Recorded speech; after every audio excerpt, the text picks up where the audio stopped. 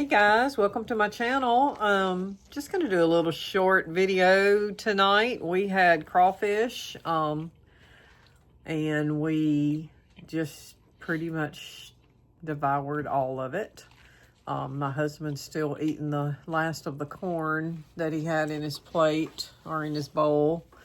But I'm gonna take my crawfish out and feed to my chickens, so I'm gonna film that so y'all can see that. It gives them a lot of calcium. They love like hot stuff. They love hot peppers too, by the way. And it makes their eggs a beautiful orange color. So in a few days, we'll be getting what we call crawfish eggs. And they're pretty, and we like to cook them, especially fry them. And then when you bust them open, there's, instead of yellow yolk, you got orange, dark orange everywhere. But anyway, we're gonna take these out to the chicken pen, and I'm gonna give them to the chickens, and then I'm gonna show y'all some of my garden that I planted today. So we're gonna take all these carcasses of the crawfish out to the chickens. Just some of the claws and up inside the head and all still got some meat in it. So let's make our way out there. All right, so here we go. We're headed out to the chickens. Here are, oh, there go the foxes. They're out there playing. But here are my garden. Well, they're not scared of anything, are they? Did y'all see them running over there?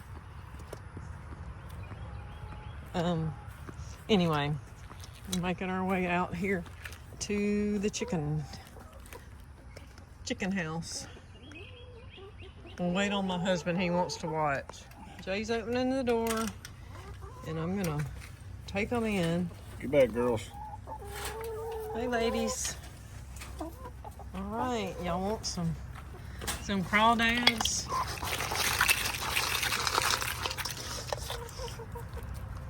And there they go.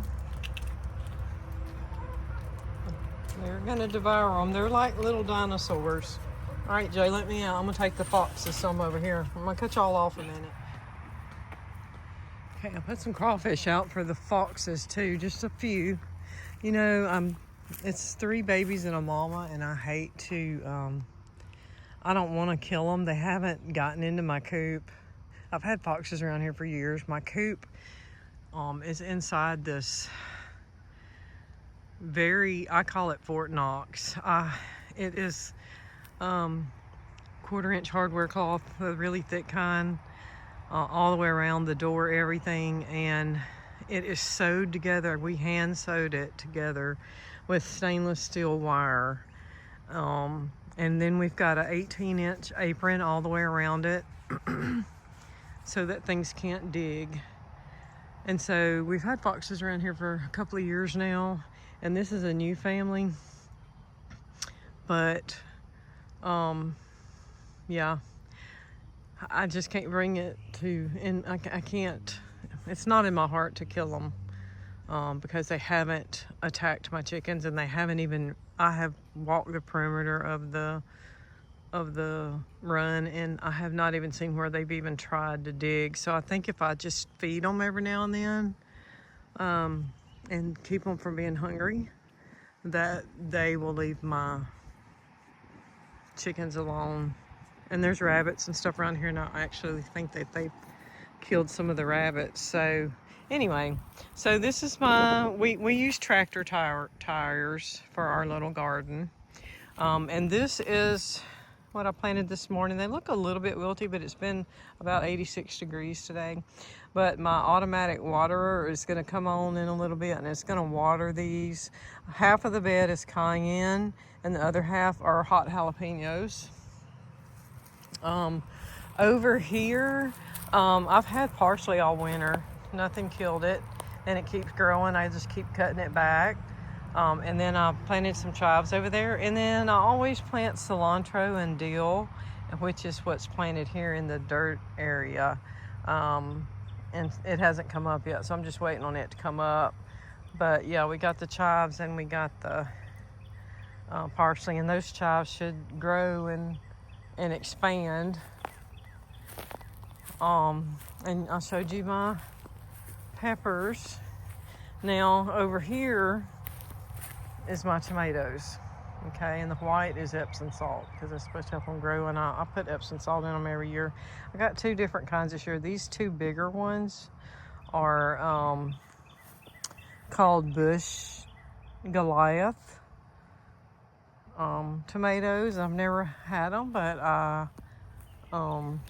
have heard people talk about how good they are. And then this one here, I believe, let me look, I can't remember what it's called. Oh, this is a Creole hot tolerant tomato, and it was actually developed at LSU. So I haven't ever tried it either, and it's supposed to be a big tomato and meaty. So I'm going to see how it does this summer. Now, I did mix in some organic earthworm dirt in my dirt, and I put some fertilizer in the dirt. So we're gonna see how it does. Over here I have my garlic, and it's almost time to harvest it. You see how on the bottom it's starting, some of the leaves are starting to die down. Okay, so I'm gonna watch it this week and let it die down just a little bit more, and I'm gonna pull all this garlic, and then I'm going to dry it in the dehydrator, and we're gonna grind it up and bottle it for us to use. We've not done the garlic that way yet. We do the peppers that way, and we've done celery and made celery salt and dill. We've ground up parsley and dried it in the dehydrator, and I also froze some dill in some ice cube trays to use in recipes when it calls for fresh dill. Even though it's not fresh, it's not dried. This tire we haven't put dirt in yet, but we're gonna get dirt in it and put something in it. And then over here I've got to clean the grass out, but my asparagus over here, and I lost a lot of it this winter. We don't have really cold winters here, but we had, like, we dipped down into the teens a couple of nights, and I think it killed some of my asparagus. But anyway, this is the only one I hadn't weeded. I'm gonna get out here and weed this one tomorrow after I do my taxes, because the 15th is in a couple of days, and I haven't even, like, I've been putting it off because I'm afraid I'm gonna have to pay again this year. So I've been putting it off.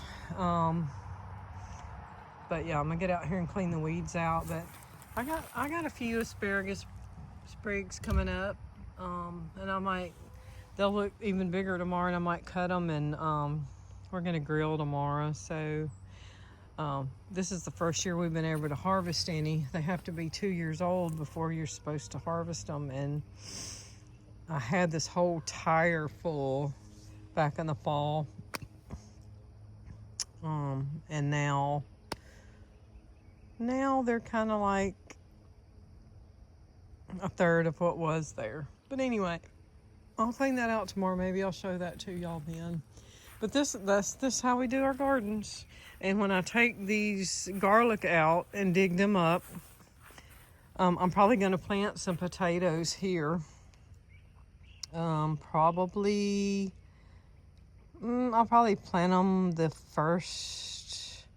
last part of July, first part of August, so that come about October, we'll have some potatoes. Sometimes I put them in jars and can them, and sometimes I just kind of eat them as we go. But and that's what's going in this tire once the garlic comes out. And then the garlic, we'll replant garlic again, probably in October. That's when we planted this. And here it is mid-April, and it's almost ready.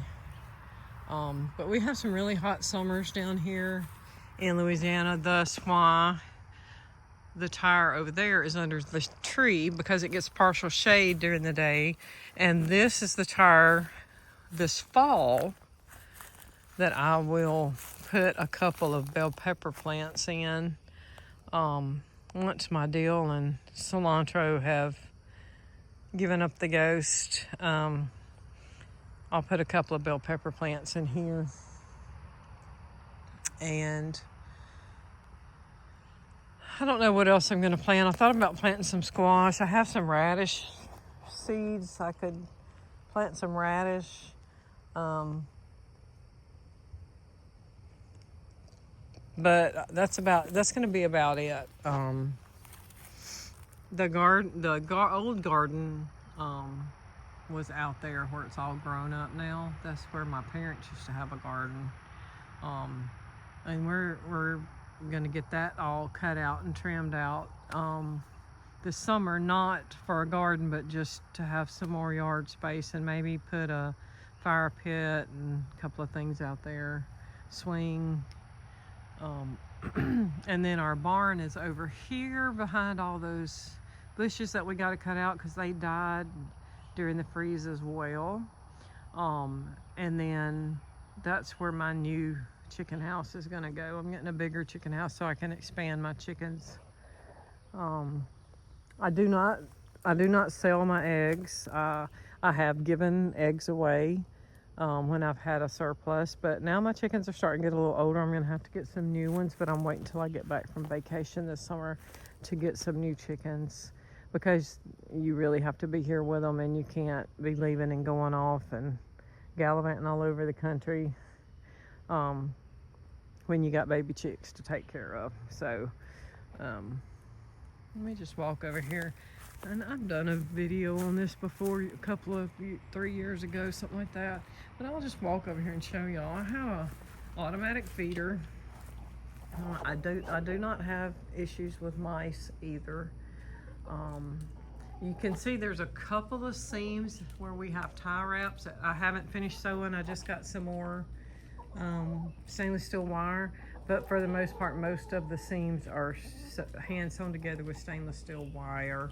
And I just have a couple left to do, which I plan to get done as soon as school's out. But, and then you can see over there is my automatic waterer, okay? And so I have a water hose hooked up to it. It's got a float in it. And when the water gets down to a certain level, the float will activate and it fills up with water again. And it automatically, we have little automatic cups where it comes out and the chickens drink out of there. And that metal thing under it is a warmer for the winter time so that the water doesn't freeze. But yeah, that's my automatic feeder. I put my feed in there about once a month with some calcium, and that's what they eat, okay? And so I got them a little sand tire. I don't know if you can see it or not, a little sand tire over here for them to play in, and they're eating their crawfish right now. And there'll still be some out there tomorrow, and they'll eat them, but they'll be gone by tomorrow afternoon. Most of them's gone already, but it's good. It's good calcium for them. It helps their eggshells to be harder, so, and it makes pretty eggs. But yeah, so that's what I've been doing today. We mowed the yard. I have about 2 acres altogether, that it goes back down through there and back over here and behind my husband's shop. This is a shipping container that we got. Let me just tell you the story about the shipping container. And we had somebody cut, and we got a metal door in it, but we needed storage, okay? Like when we bought my mom's house, it was full of 50, 60 years worth of stuff, okay? And a lot of it was unnecessary, a lot of it was not needed. A lot of it got given out throughout the family members when we moved in, because we had to get our stuff in here. But we wanted a storage unit, and we went and priced, you know, those cute little storage buildings that are about a third the size of this shipping container. And yeah, so they were like $9,000, $10,000, $11,000, $12,000. I mean, just unreal. And they were not finished on the inside. They didn't have anything. And I was talking, I think it was to my brother one day, and he was like, hey, so-and-so uses a shipping container for their storage. And I'm like, well, where on earth do you get one? Well, lo and behold, you can get one like a mile down the road from where I'm at. I just didn't know it. And so we went down there and purchased a shipping container, and they delivered it, and they put it right here. It's out of the way. You can't really see it from the road. It's behind the tree line, but it's convenient for us. It's across from my husband's shop that we built underneath my dad's tractor shed when we moved in here. That was the first thing we built, so that my husband would have a shop and somewhere to work, do his woodwork and stuff. But yeah, so we ended up getting this shipping container, which it opens on the end, but we don't ever open it since we got the door put in. We put a door on, a locked door, and so we keep like our storage in there. Like I have all my gardening stuff in there, hoes, shovels, all that stuff,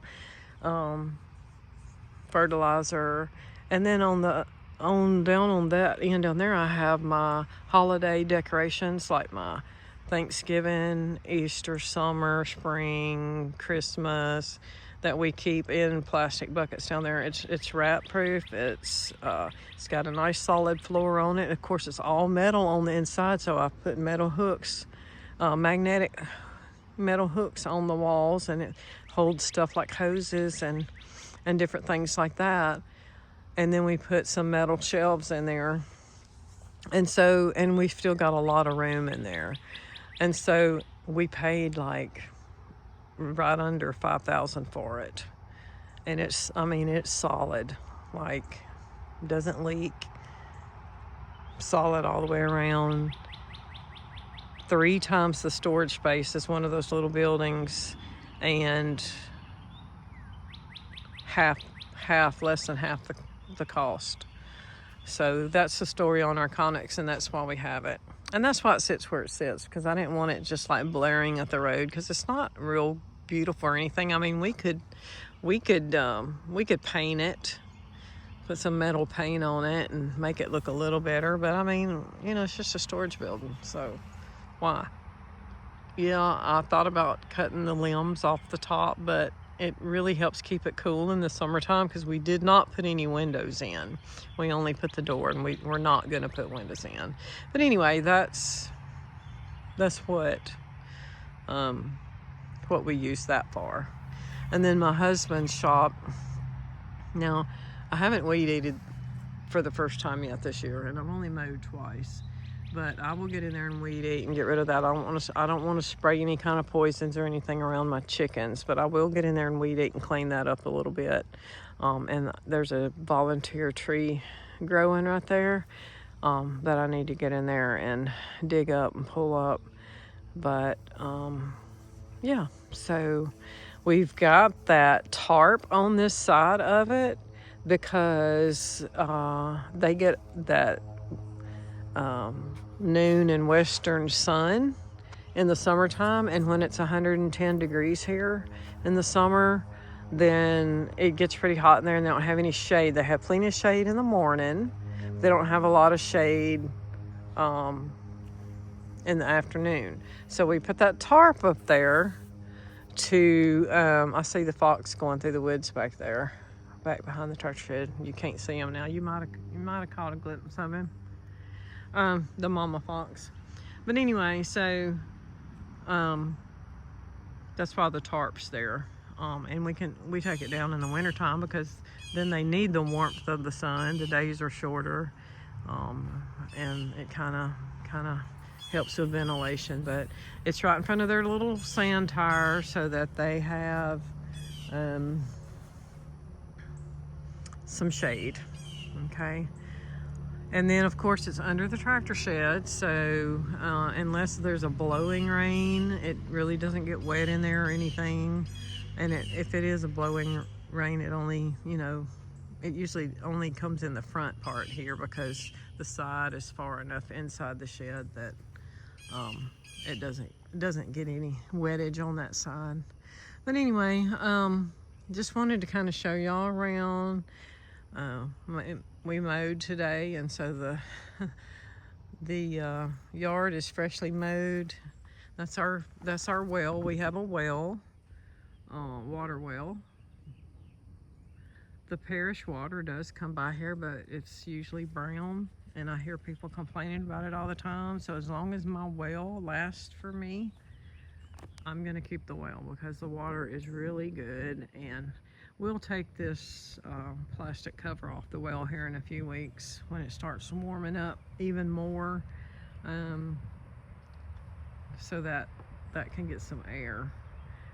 And then I'm trying to get somebody to come and clean you see all these old flower beds around these trees? They're all grown up and nasty looking, and I just want them gone. I want to cut this big pecan tree right here, this one right by the house. It's always dropping limbs, and I'm afraid if we have a tornado, it's going to go right into the house because it's kind of brittle. Bark's trying to come off of it some, and I had a guy come out and look at it and tell me, because I wanted to just top it, and he was like, you really need to cut this one down. He said you can save the other one, but you really need to cut this one down. So I'm probably gonna get him back out here and get him to cut it and just move it out of the way, so that we don't end up with it on the house. As soon as I get enough money to do that.